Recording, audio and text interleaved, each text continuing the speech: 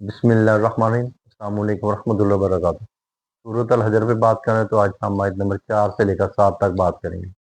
اور جو ہم نے بستی ہلاک کی اس کے لیے ایک مقررہ مدت لکھی ہوئی ہے۔ کوئی گروہ اپنی مدت سے نہ آگے بڑھے گا نہ پیچھے ہٹے گا۔ اے حبیب صلی اللہ علیہ وسلم، آپ سے پہلے جتنی بھی بستیوں کو ہم نے ہلاک کیا ان کے لیے ایک معین مدت لوح محفوظ میں لکھی ہوئی تھی۔ ہم نے ان کو وقت آنے سے پہلے ہلاک نہ کیا، جب وہ وقت آ گیا تو ہم نے ان کو تباہ برباد کر دیا۔ اے حبیب صلی اللہ علیہ وسلم، مکہ کے مشرکین کو بھی ہم اس وقت ہلاک کریں گے جب ان کا معین وقت لکھا ہوا آ جائے گا، کیونکہ ہمارا یہ فیصلہ ہے کہ ہم کسی بھی بستی کو اس کا وقت آنے سے پہلے اس کو ہلاک نہیں کرتے۔ ہم اس بستی کے باشندوں کو اسی وقت ہلاک کرتے ہیں جب ان کا وقت جو معین لکھا ہوا ہے وہ آ جاتا ہے، تو اس سے پہلے ہلاک کرتے ہیں نہ اس کے بعد میں ہلاک کرتے ہیں۔ اللہ نے جو کسی گروہ کا مقرر فرما دیا ہے اس کو اس وقت ہلاک کرے گا، نہ اس سے پہلے نہ اس کے بعد۔ اور کافروں نے کہا جس شخص پر قرآن نازل کیا گیا ہے وہ مجنون ہے، اگر تم سچے ہو تو تمہارے پاس فرشتے کیوں نہیں آتے؟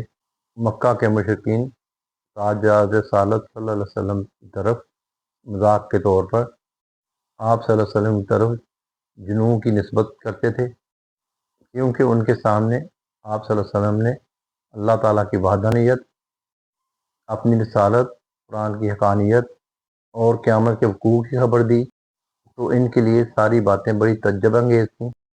سب سے پہلی بات وہ کہتے تھے انسان رسول کیسے ہو سکتا ہے، اور مرنے کے بعد قیامت والے دن یہ گلی سڑی ہڈیاں دوبارہ کیسے زندہ ہوں گی۔ اسی طرح توحید اور قرآن کے بارے میں ان کے شبہات تھے۔ ان کے لیے یہ ساری باتیں تمسخر تھیں اور ان کا ایک پراپوگنڈا تھا کہ لوگوں کو ان سے دور کیا جائے۔ اللہ کے رسولوں کی طرف اس طرح کی باتیں کرنا کوئی نئی بات نہیں تھی، اس سے پہلے بھی انبیاء کے متعلق ان کی قومیں اس طرح کی باتیں کر چکی تھیں۔ سابقہ انبیاء کی قوموں نے بھی ان کے ساتھ ایسے ہی سلوک کیا تھا، جیسے کہ موسیٰ علیہ السلام کے زمانے میں فرعون نے کیا تھا۔ نوح علیہ السلام کی قوم نے نوح علیہ السلام کو مجنون قرار دیا تھا، نوح علیہ السلام کو جھٹایا تھا اور ان کو جھوٹا اور پاگل کہا تھا، اور رسولوں کو جادوگر اور دیوانہ کہا تھا۔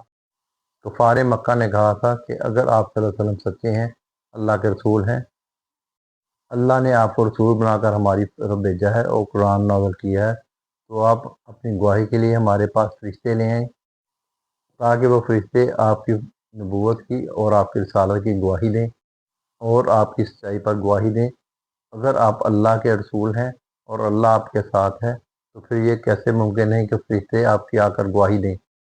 کیونکہ آپ کی نبوت کو ثابت کرنے کے اللہ تعالیٰ آپ کے لیے فرشتے بھیج سکتا ہے۔ اللہ تعالیٰ میں دین سیکھنے کی توفیق عطا فرمائے، اگر اس میں غلطی ہو تو اللہ میں معاف فرمائے، آمین یا رب العالمین۔